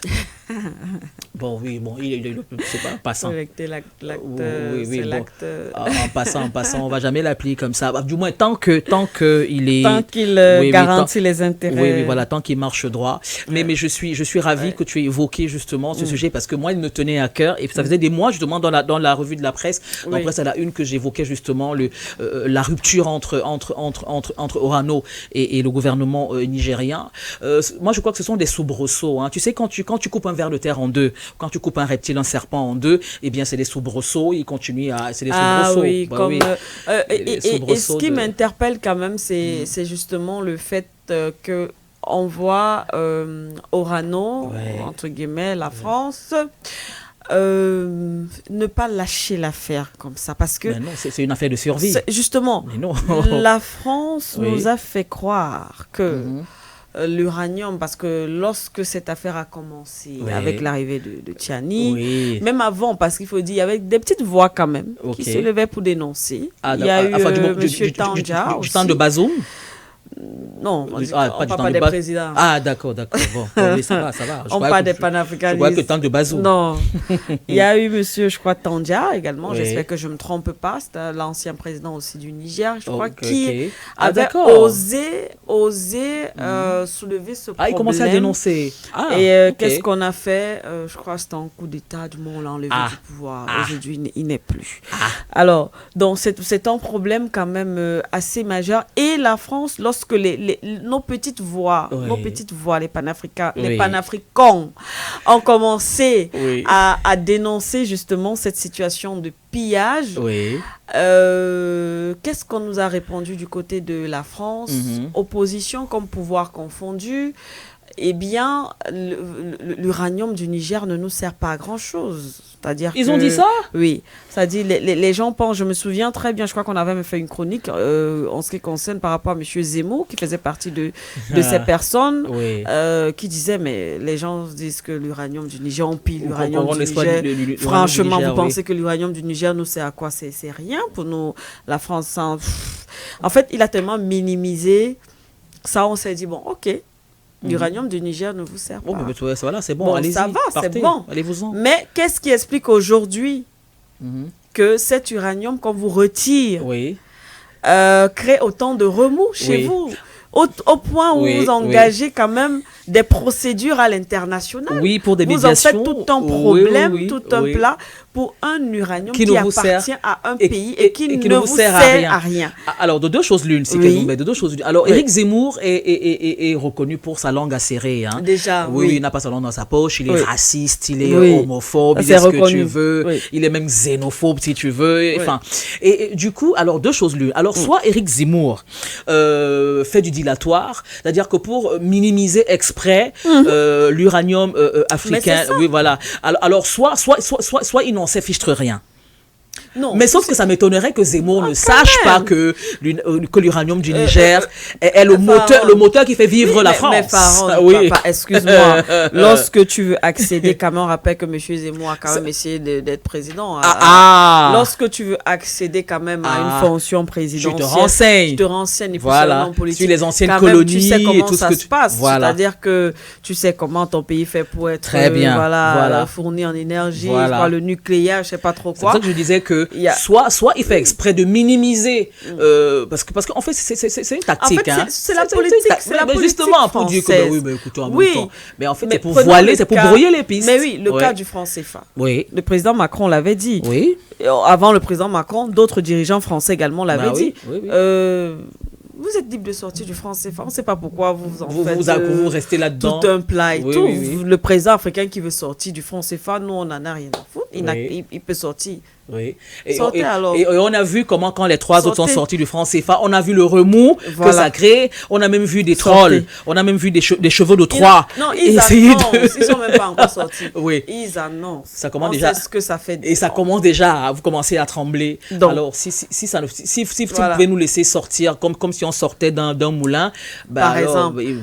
Pourquoi est-ce que donc c'est ça, ça crée tellement il y a un débat tout autour et on annonce bizarrement à cette même période, justement après l'arrivée de Monsieur Tiani, cet uranium là qui ne représente pratiquement rien aujourd'hui, bizarrement du côté de la France, il y a des coupures d'électricité déjà, ce que la France n'avait jamais connu. Voilà, il y a l'hiver s'annonce un peu difficile. Alors, ils vont faire comment avec le chauffage? Justement. Comment ils vont faire avec les chauffages? Donc, comment les vieux qui sont dans les EHPAD là, comment ils vont faire? Les anciens, les retraités, les vétérans qui sont dans les EHPAD. Les politiques vraiment doivent comment ils vont faire à leur peuple.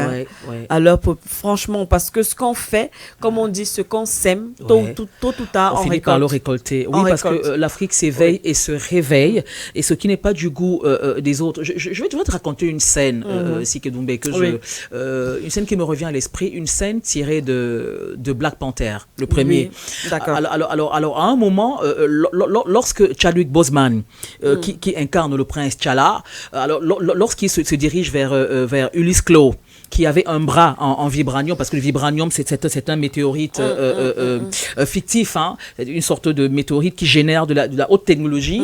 Alors, dans Black Panther, à un moment, donc, Ulysse Claw lui répond « Des sauvages comme vous ne méritent pas d'avoir des sauvages comme vous. » Ça m'a marqué. Je me suis dit, oh là là.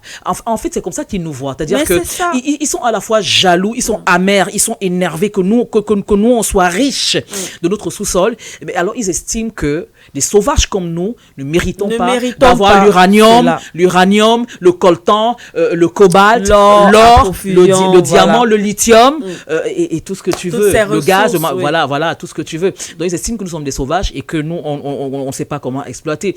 Mais sauf que moi, j'ai envie de dire, c'est que nous,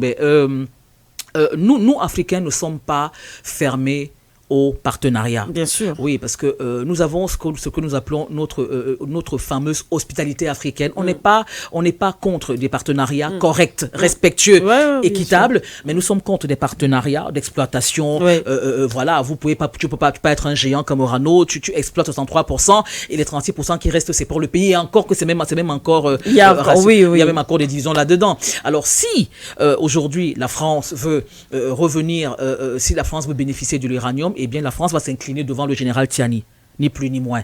Va demander, ok, bon grand, comme tu vois là, s'il te plaît, donne-nous un peu, à hauteur de ceci, parce que nos villages sont en train de mourir. Il faut négocier. Voilà, c'est aussi simple que ça. Il faut négocier. Ne venez pas en conquérant parce que c'est terminé. Vous allez trouver des militaires qui vont.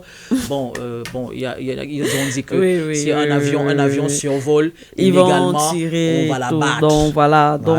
Et puis ceux qui disent que parce que en Thérésie, il y a des gens qui se moquent quand même de nous, hein, lorsque ils disent que les panafricains croient encore. C'est pour ça qu'ils nous appellent. C'est pour ça qu'ils nous appellent les panafricains aux affaires des 11 accords coloniaux. Ce sont des histoires.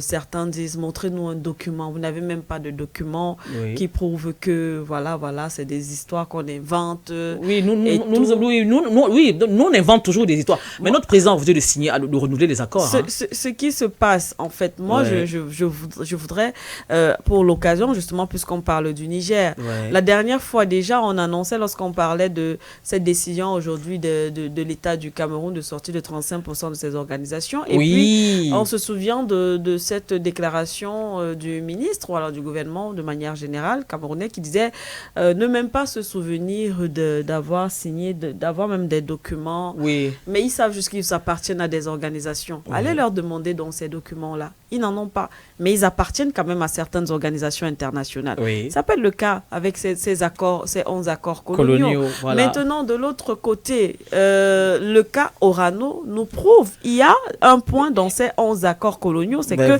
les ressources du sous-sol de ces États africains appartiennent à l'État français. Mais vous n'avez qu'à voir comment l'État français aujourd'hui se comporte, comme si l'uranium du Niger lui appartenait au point d'accuser le Niger de voler son propre uranium. Oui, avec indécence. C'est incompréhensible c'est incompréhensible, c'est indécent, c'est obscène, même j'ai envie de dire, c'est malhonnête, c'est fourbe, c'est tordu, et c'est retors, voilà. Et puis tu estimes, en plus tu n'as pas respecté ton cahier de charge, tu peux pas exploiter une ressource telle que l'uranium dans un pays. Depuis plus de 50 ans. Depuis plus de 50 ans, et ce pays est toujours classé parmi les plus pauvres, mais cet uranium devait développer un pays comme le Niger. Au moins cette région. Oui, heureusement, ça va être le cas maintenant. Voilà. Parce que la Somalie redevient la propriété de l'État. La propriété de l'État. Non, mais ça va se faire maintenant parce que Tchani ne va pas s'en laisser compter. Bien sûr. Et puis nous veillons au grain, c'est Kedoumbe.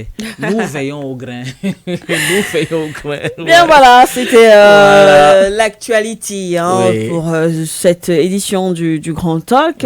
Nous avons essayé à notre niveau commenter. Vous savez, les commentaires aussi se poursuivent sur nos différentes plateformes. Facebook comme YouTube. D'ailleurs, nous en avons. Merci à tous ceux qui réagissent. Je vais aller sur la page Facebook déjà, par exemple. Alors,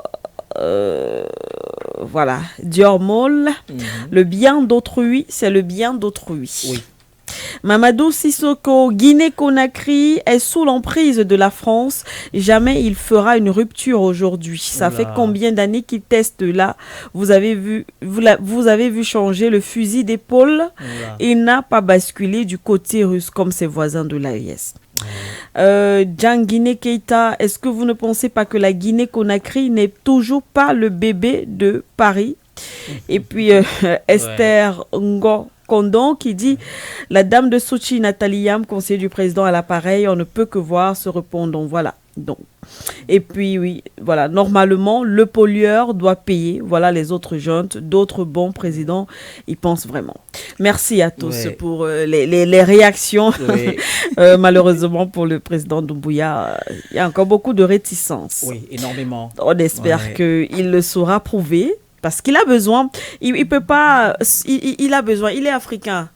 Et il n'a pas, c'est-à-dire qu'il n'est pas là pour convaincre les peuples occidentaux. Il est là pour convaincre non seulement son peuple, pour travailler pour son peuple, le peuple de la Guinée-Conakry, et bien sûr, parce que tout compte fait, nous sommes tous un peuple, nous sommes une même personne. L'Afrique, nous constituons justement ce continent. Donc, nous espérons que M. Doumbouya... en tout cas, on garde espoir.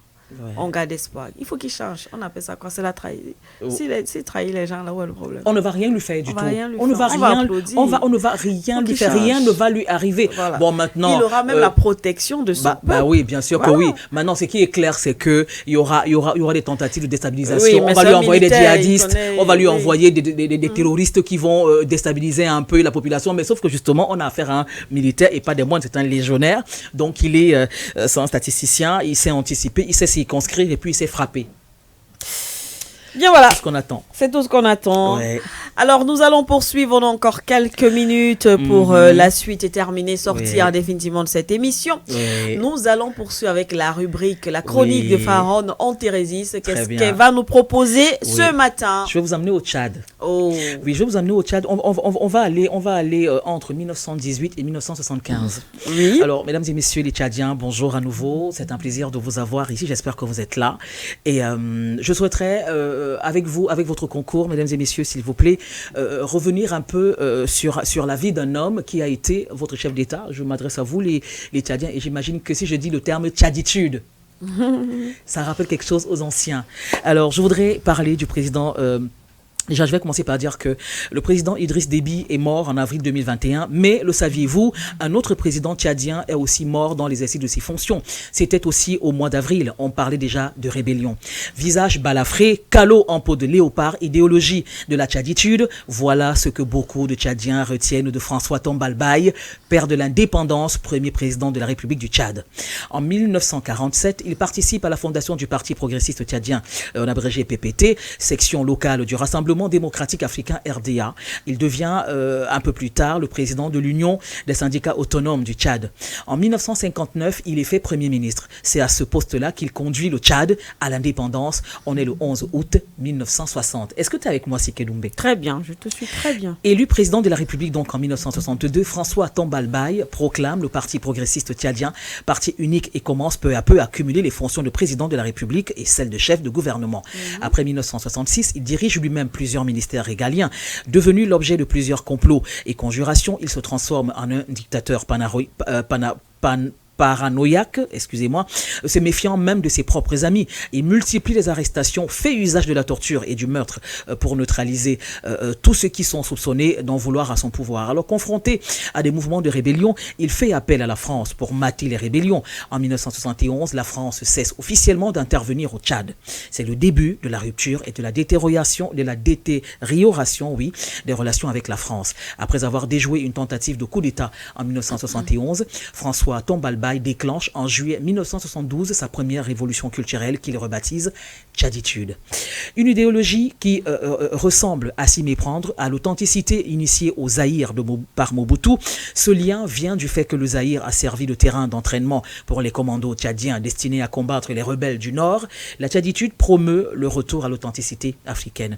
Alors en 1973, le président François Tombalbaye troque définitivement le costume cravate traditionnel contre le calot en peau de léopard, la bacoste de bonne coupe et le foulard de choix avec pochette assortie.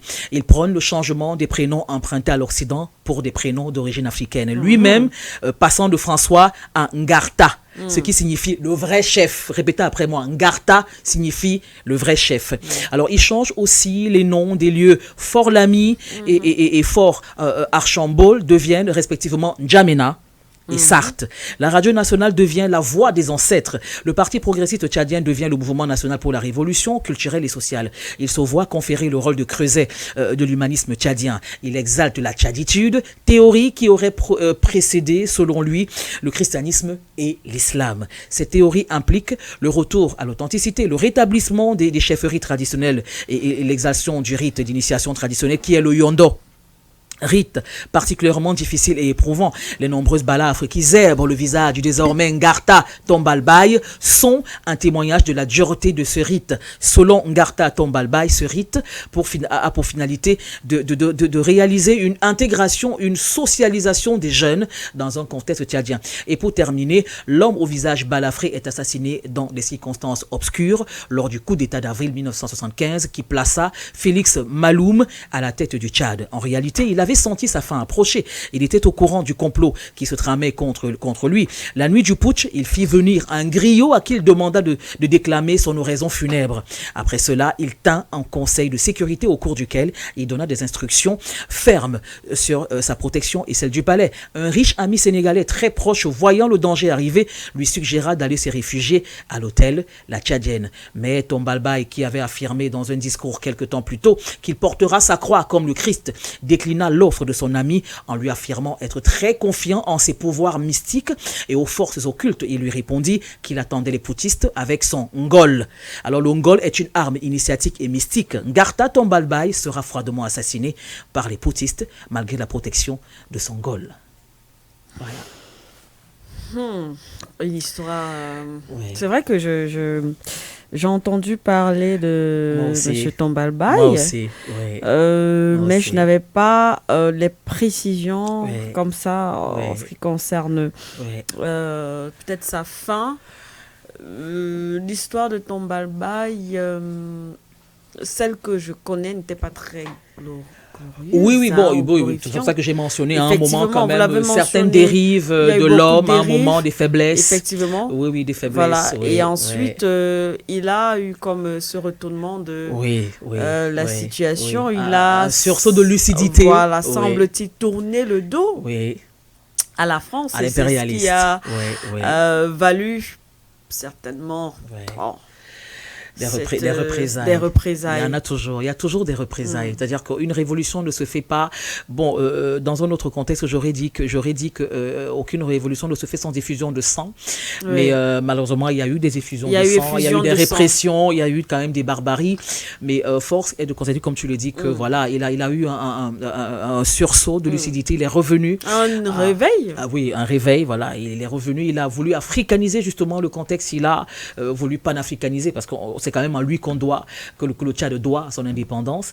Et maintenant, l'homme, est-ce qu'il était parfait? Oh, que non. Pas du tout. Mais est-ce qu'il a essayé de réparer? On peut dire assurément. Il a essayé. Mais il faut dire que c'est pas facile lorsque vous avez été celui-là qui a causé que ce soit la mort. Il y a eu, vous avez dit, il y a eu des répressions, des arrestations, des assassinats.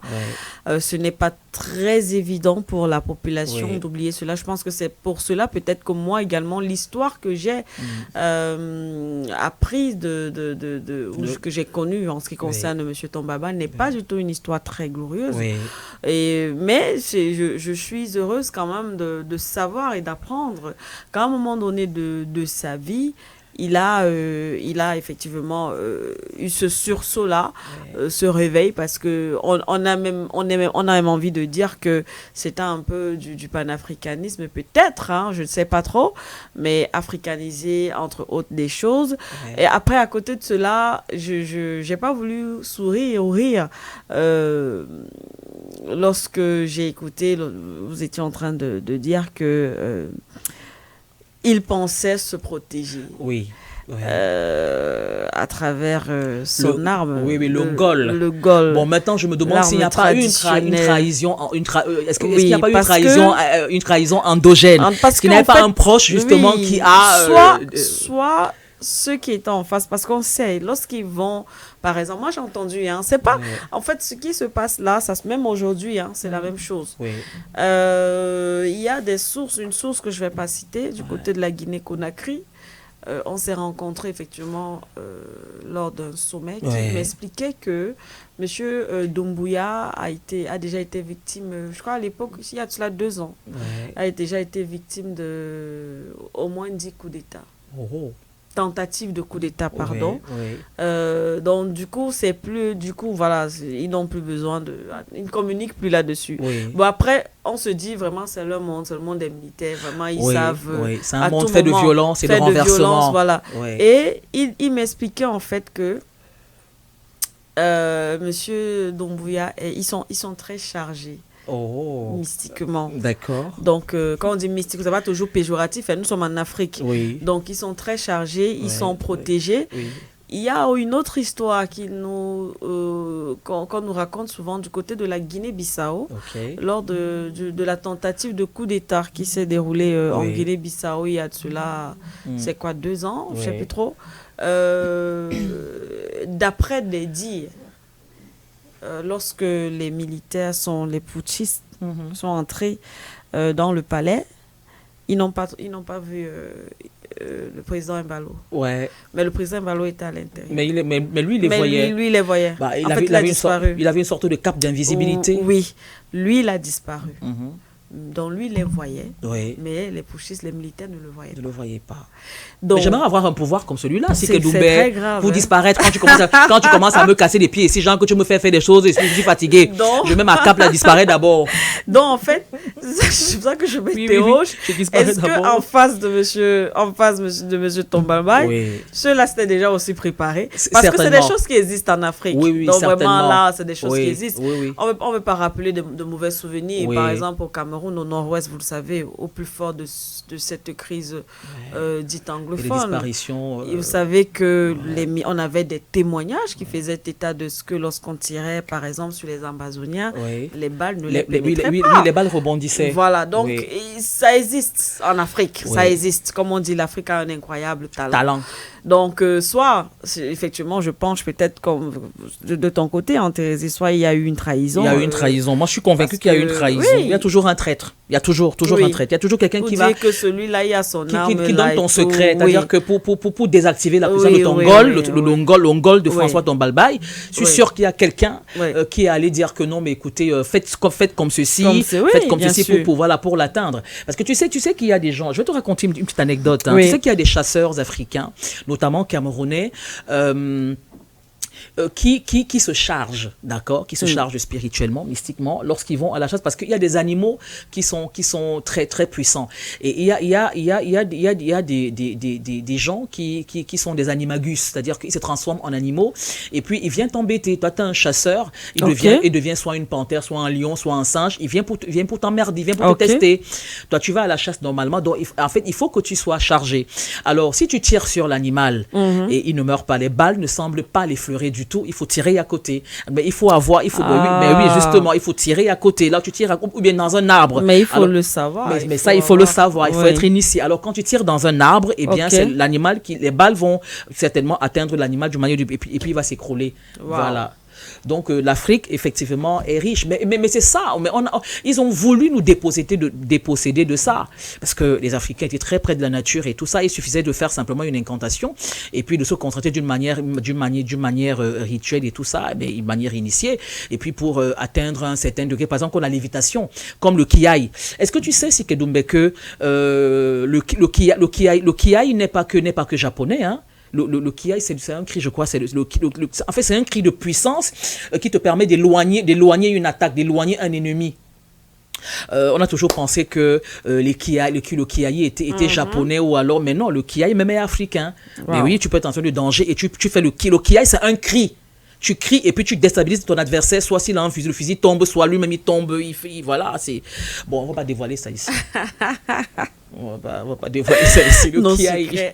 On va pas dévoiler nos secrets ici. Le kiaï, ce sont des forces qu'il faut avoir en soi, voilà. Eh bien, voilà. Oui, voilà.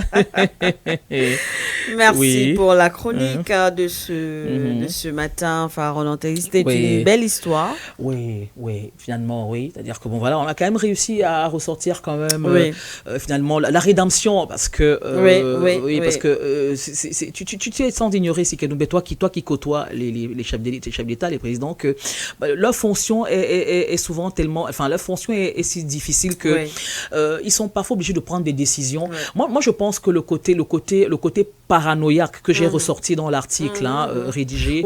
Il y a un moment où tu as parlé de paranoïa. Que finalement il est devenu paranoïa. Il se méfiait de tout. Il se méfiait de tout. Et moi, je suis convaincu, que si on fouille de fond en comble, on verra qu'il y avait justement l'ingérence impérialiste. Parce que en fait, on connaît le mot d'opératoire. Lorrain, il parle de la division. Il vient te dire, il vient sursurer. Ah non, tu sais que ton peuple a fait ceci. Ça fait que les gens commencent à s'entretuer.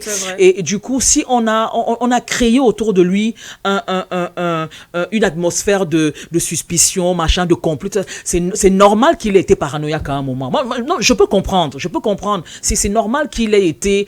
parce que tu sais, ces gens, ils savent y faire, la manipulation. Ils savent y faire. Mais je pense qu'il s'est réveillé et il a fait son mea culpa. Il est revenu à de meilleurs sentiments. Bon, je vais pas parler à la place du Tchadien. C'est pour ça que je vous ai salué, peuple tchadien. Je vous ai souhaité la bienvenue. Je vous ai dit que je voulais que nous parlions de ce qui s'est passé en la naissance en 1918 de M. François Tombalbaye et jusqu'à son assassinat en 1975, il y a 50 ans. Il a dû se passer des choses dont vous le maîtrisez mieux. Et d'ailleurs, je voudrais, avec ta permission, demander à nos amis tchadiens de nous fournir des éléments d'autres éléments d'information. Ils connaissent la page, voilà. Donc voilà. Cela va nous permettre. Pourquoi on pourra revenir là-dessus. Voilà, là-dessus. Bien sûr. Voilà. Pour ceux qui l'ont connu, de nous fournir des éléments de voilà. Que ce soit des témoignages, des documents, voilà. D'autres sources. Hein. Oui. Voilà, merci. Merci Pharaon pour cette chronique ce matin. Martin, il nous reste combien de minutes?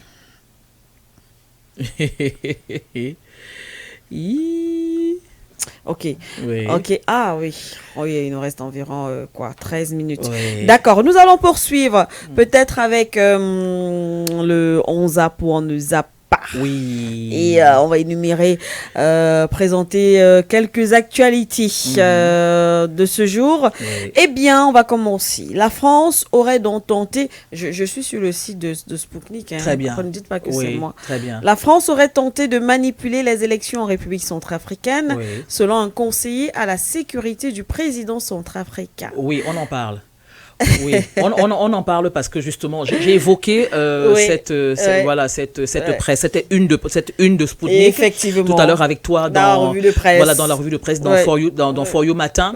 Oui, et cela peut expliquer le fait que justement les instructeurs russes ont créé un bouclier anti-drone autour du professeur du président Touadéra.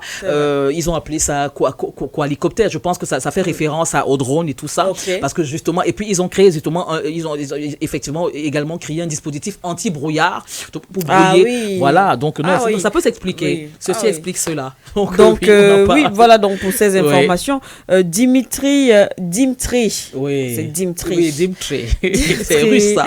Russe-ukrainien. Dimitri Podolsky a déclaré à Spoutnik que Paris voulait faire chanter les autorités en leur coupant leur financement et d'autres formes de soutien. Vous imaginez un peu la malice. Ils sont toujours en train d'accuser.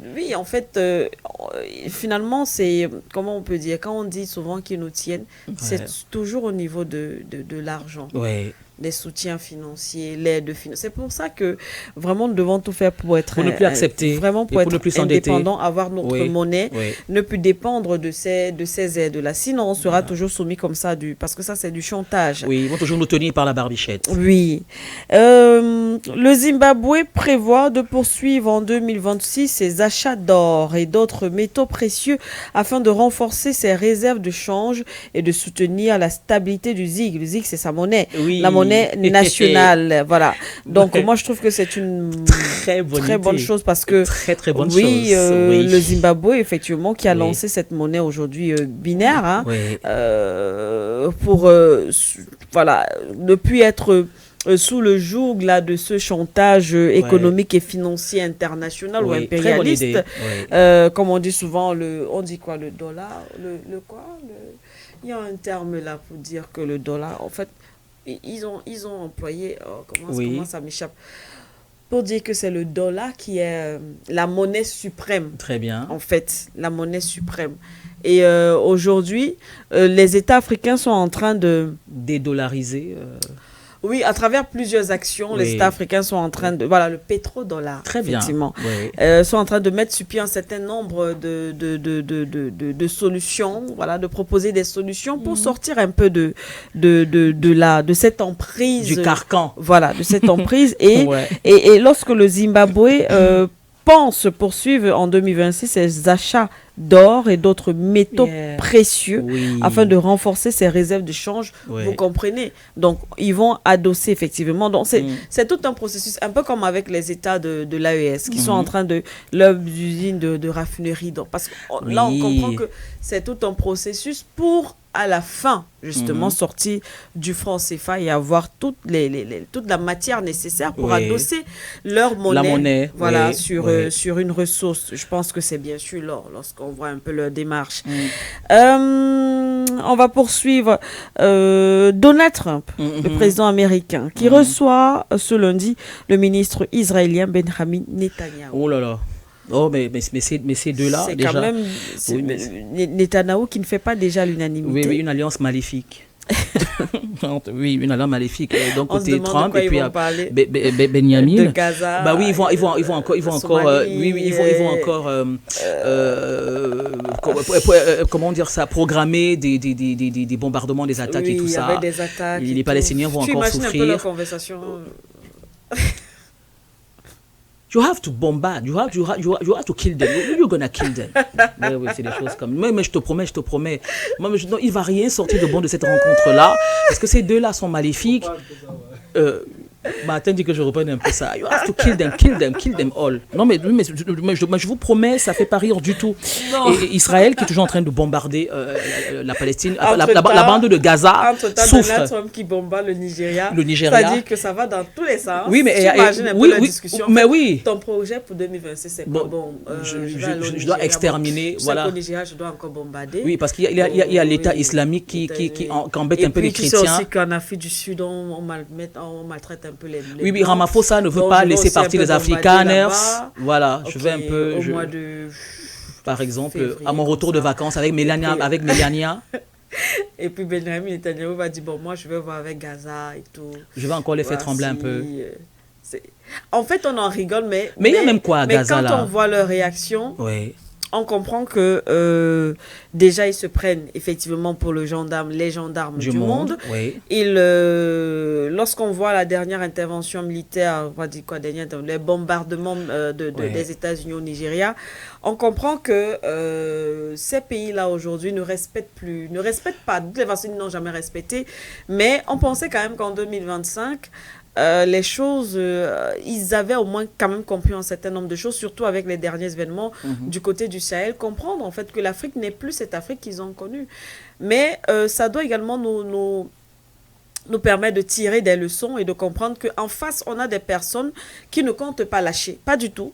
Et c'est à nous, effectivement, de réactiver un certain nombre de choses pour pouvoir contrecarrer, parce que on aime le dire, hein, l'hiver noir qui a été annoncé par Ibrahim Traoré. Effectivement, il faut faire très attention. Justement, tu me rappelles justement les propos d'Ibrahim Traoré en rapport avec cet hiver noir qui disait que les forces étrangères ne vont pas s'en laisser compter, ne vont pas se le tenir pour dit, et qu'on risque d'avoir des remous. Et les remous ont commencé avec le bombardement des États-Unis sur le Nigeria. Le prétexte était de bombarder un État islamique qui, soi-disant, malmenait les chrétiens. Avéré, mythe ou réalité, mais c'est un gros prétexte en fait pour Donald Trump de bombarder de bombarder le Nigeria. En fait, mais jusqu'à présent, il n'y a pas de nom, il n'y a pas de visage, il n'y a pas de nombre, le nombre de victimes, pas de revendication. Au niveau de la population dans le village, la région, c'est le quartier, je ne sais pas trop. Là-bas, il se dit, les populations disent qu'ils n'ont pas de problème.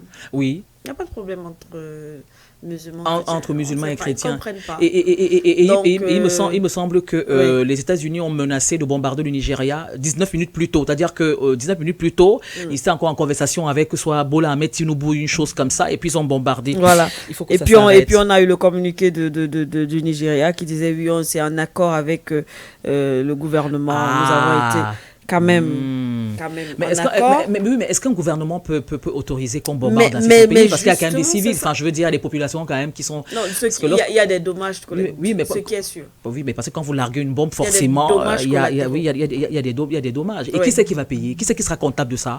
Qui c'est qui va payer? Voilà. Bon. Donc voilà, c'était l'actualité, du moins les différentes actualités. Est-ce qu'il faut dire qu'il y a eu une rencontre entre Donald Trump et Volodymyr Zelensky? Alors, il veut encore le tenser. Il veut lui dire de se retirer, de faire profil bas, de respecter le grand camarade de Poutine. Tu sais que Donald Trump, on ne sait pas trop. Tantôt, il cause avec Poutine, tantôt. Bref. Voilà, on ne sait pas trop. Bref, et puis, le retournement de veste, en fait, c'est comme un marionnettiste. Vraiment, nous, on regarde seulement. Oui, on regarde seulement. C'est comme un bonhomme qui est un marionnettiste. Et puis, il a des marionnettes, il tire les ficelles. Mais il va falloir que quelqu'un lui rive son clou.